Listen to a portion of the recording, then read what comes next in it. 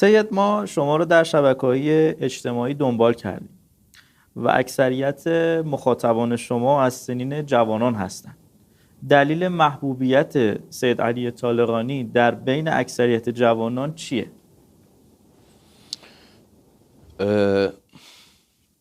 في علم النفس السلوكي أتخطر ما يقوله العالم فيونغ أنه على المتكلم أن يحدد الفئة التي يخاطبها بكلامه. ليس من الصحيح أن تتبنى خطابا يوجه إلى أكثر من فئة، فلكل فئة خصوصية. بالتالي تجد أن كبار السن دوما ميالين إلى المنظور القصصي، ميالين إلى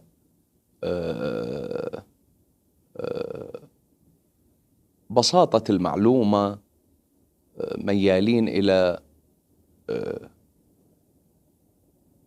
أستطيع القول الخطاب العاطفي، بينما شريحة الشباب كونهم ينتمون إلى القرن 21 هو قرن العلم والتكنولوجيا،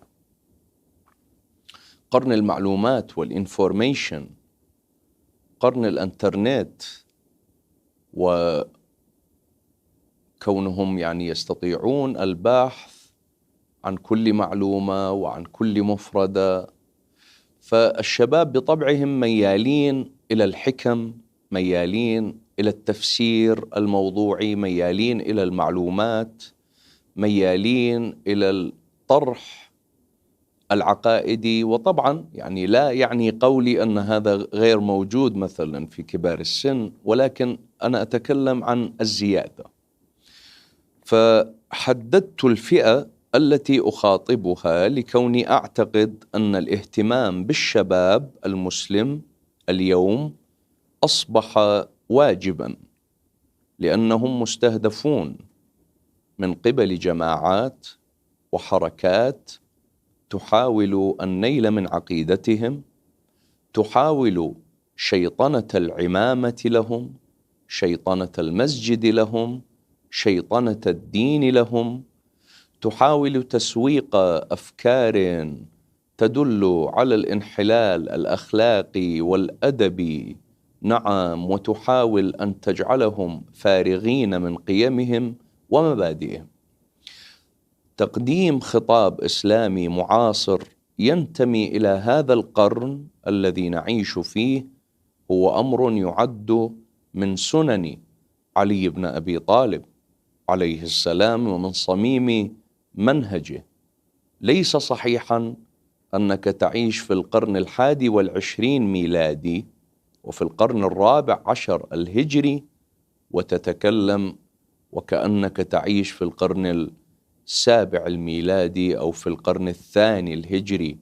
يا سيد الكريم، العقول اختلفت، مقدار الاستيعاب اختلف، المصطلحات اختلفت، وهكذا. فكون أن خطابي موجه لفئة الشباب، فوجدت أن التفاعل والإقبال أصبح على الخطاب من قبل الفئة الشبابية أكثر.